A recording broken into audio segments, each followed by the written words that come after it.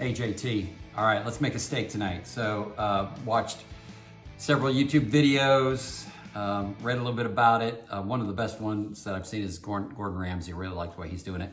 Now, as you know, I've got an egg out in the backyard and I can cook it on the egg, but that's kind of a mess just to do one steak just for me.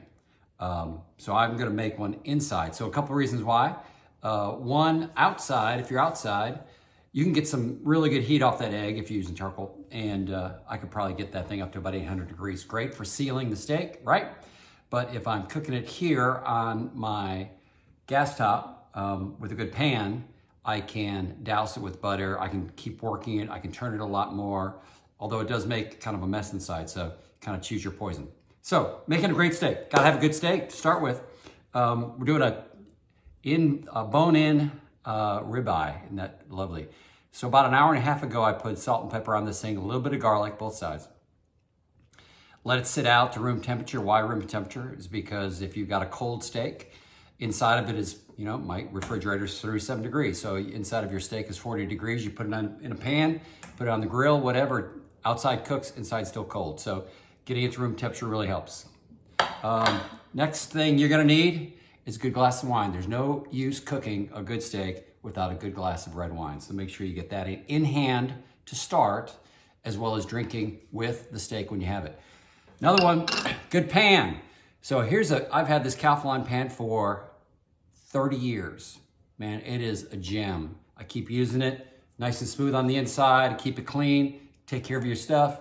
Nothing wrong with spending 200 bucks on a pan if you're gonna use it for the rest of your life. So get a good pan. Why the round edge? I like that because I can work the pan, right? I can put it on an edge. I can scoop up the butter that's gonna be in there. I'm gonna pour it all over my steak while I make it. You're gonna see that in a few minutes. Just makes it awesome. Great pan to work with. Invest in a good pan. It'll serve you for the rest of your life. So let's get over to the stove and we'll get going. Here we go.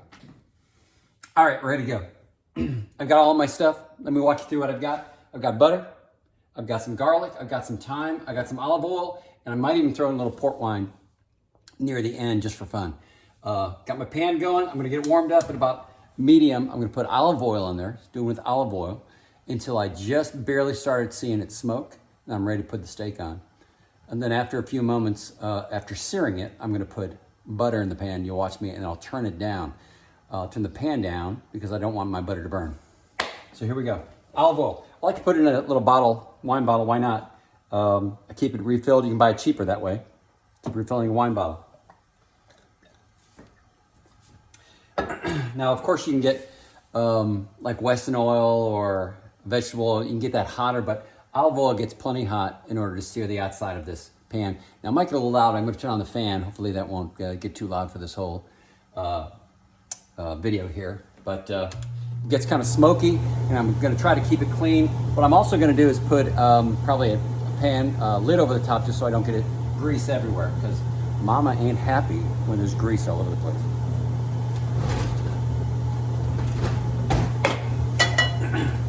So we're gonna work kind of fast here. I can see the olive oil kind of rippling up there. So we're gonna be ready to go. Get some good tongs. You don't need fork. Don't stick a fork in your steak. Tongs do the trick. There we go. Nice. So while that's searing, I'm gonna rinse off this plate.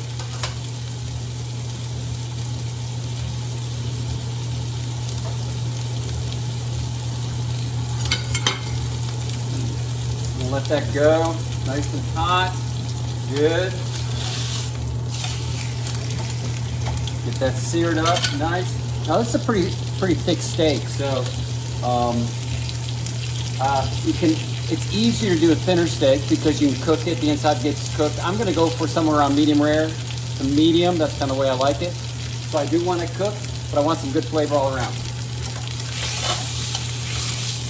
You want to sear the ends as well.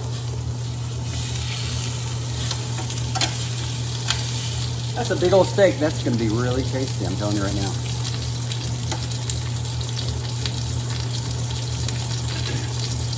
That looks really good. All right. Now if you put a lid on there, that'll keep some of the heat in there as well, so nothing wrong with that. A little bit of steam cooking it as well, especially when it's that thick. If it wasn't that thick, I probably wouldn't put a lid on it.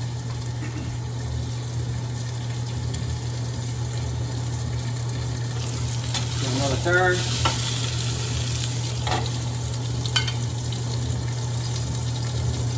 So in a few minutes, I'm going to put the butter in there. I'm going to put garlic.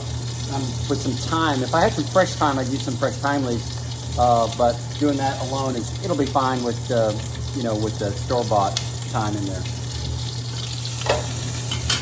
And it's definitely helpful to get a good quality steak. So this is a ribeye, man. I just look for them when they're on sale. I grab them, throw a couple in the freezer, and they turn out just great. All right, now we'll get a little char. See, you start getting a little char on that steak. That's good. And this is about the time you're gonna want a sip of wine.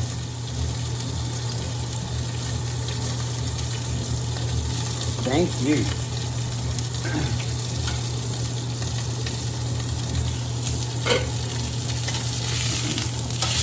Yeah, this is looking good. So if you put your butter in too soon, it's gonna burn and you're just gonna have a really messy pan. But you also wanna put it in there soon enough that you're able to baste your steak with some good butter. So I'm gonna start now.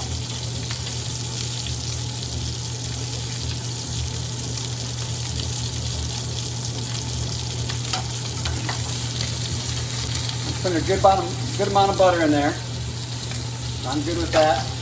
Want a little garlic in there too, and I'm going to turn it down to about medium, maybe medium low. Get some garlic in there.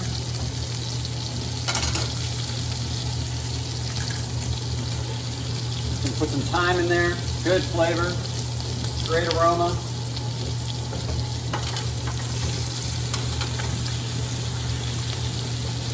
Kind of letting that garlic and butter kind of cook with the thyme right there. Look at that. Oh my gosh. That's looking good right there. If I can use this, I got a tablespoon here. I can use that if I want to. I'll leave that out.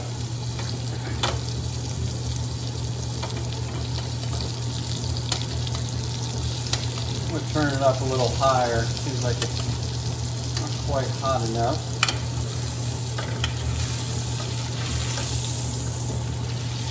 Look at that. Oh, mama. Woo! Look at that. Dang, girl. Look at that. Whoa! Now, that bone-in ribeye, you get a lot of flavor out of that bone, so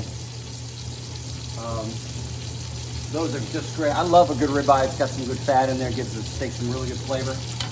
New York strip is good. A little bit leaner than I like.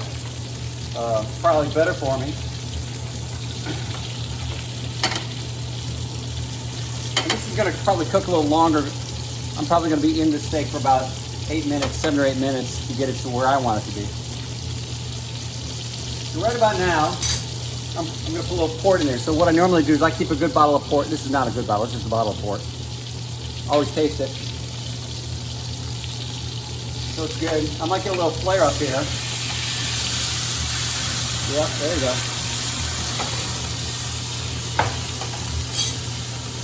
That's right, but that makes that, look at that. Woo!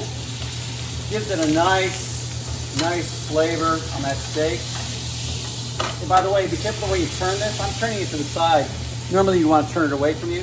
I'm kind of on a bad angle here, but I want you to see it too. Look at that. So that's got to be pretty close to what I want. I'm in, you can see the timer, I'm in about 9 minutes now. It's been cooking for about, what, 7.5? Love the color there. I can tell my butter is starting to burn, so I'm not going to baste it too much more. I think we're good to go. I like the way it feels. Even if it's undercooked, I think this is going to be an awesome steak. I'm going to lay that on my plate. And I'm just going to let this puppy kind of sit for about 5 minutes, 3 to 5 minutes. I'm going to make some vegetables, kind of put it with it. I bet that's about medium rare to medium. We're going to be really close. One way or another, I'm going to eat this thing. So, all right. Thanks for joining me. I'll get a, let me get a cut here so you can see what the inside looks like. Hang on a second. All right, so I've been letting this steak sit here for about 6 minutes while I kind of clean up the kitchen. So let's take a look at how we did on this steak. Take a little cut open there, boom.